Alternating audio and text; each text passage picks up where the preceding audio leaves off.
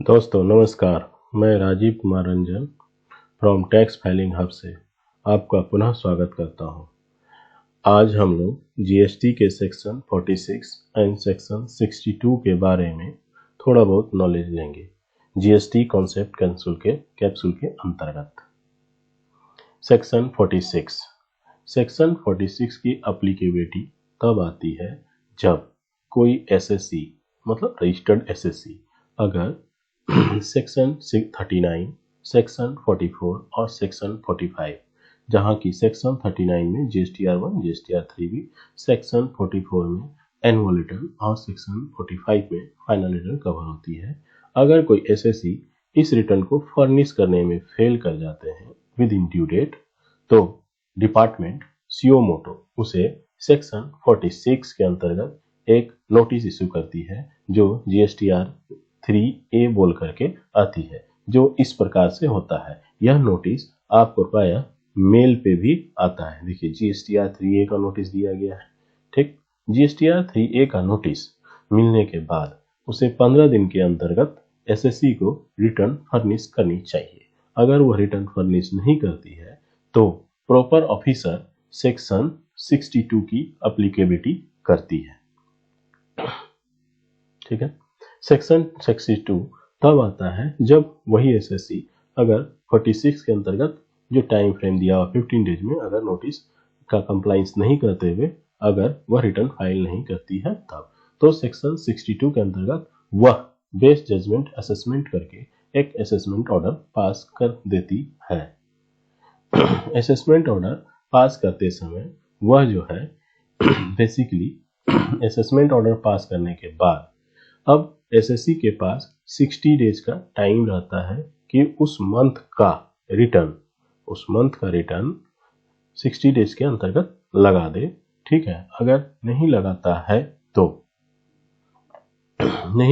है तो first 60 days तक अगर वह रिटर्न लगा देता है तो वह डिमांड जो जनरेट किया गया था डिपार्टमेंट के द्वारा, वह डिमांड स्वतः विड्रॉन हो जाता है। अगर वह 60 डेज के बाद लगाता है तो वह डिमांड स्वतः विड्रॉ नहीं होता है बल्कि एक्सटेंडेड 60 डेज का, इट मीन्स दैट जिस डेट में ऑर्डर हुआ अंडर सेक्शन 62 में, उस डेट से अगर 60 दिन के अंतर्गत अगर आप रिटर्न फाइल कर देते हैं तो जो ऑर्डर आपके पोर्टल पे आया हुआ है वह स्वतः विड्रॉन हो जाएगा। अगर आप 61 दिन, 62 दिन, 63, 64 और नेक्स्ट 60 डेज के बाद तक अगर फाइल करते हैं तो वह स्वतः विड्रॉ नहीं होगा, बल्कि आपको एक मेल आएगा कि आपका नेक्स्ट 60 डेज के बाद का डेट का लेट फी जमा करना पड़ेगा और वह लेट फी आपके पोर्टल पे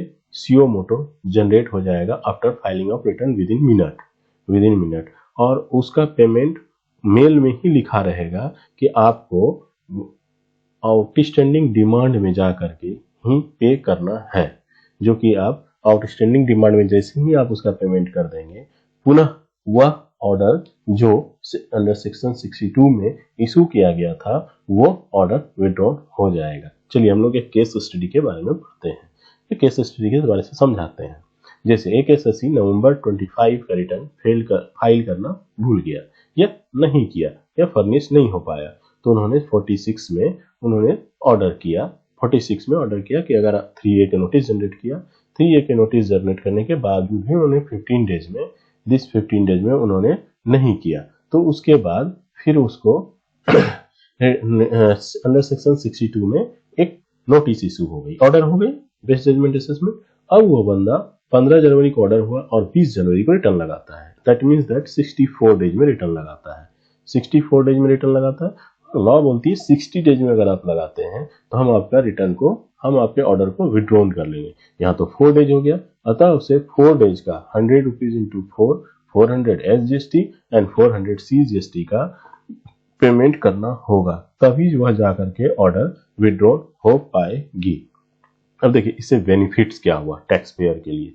देखा जाए तो आपको डिपार्टमेंट जाने की जरूरत नहीं होगी, आपका सेक्शन 62 में ऑर्डर होने के बाद 160 दिन तक आपके हाथ में पावर है कि आप अपने से घर बैठे ऑनलाइन माध्यम से ऑर्डर को विड्रॉन कर सकते हैं with payment of late fee only.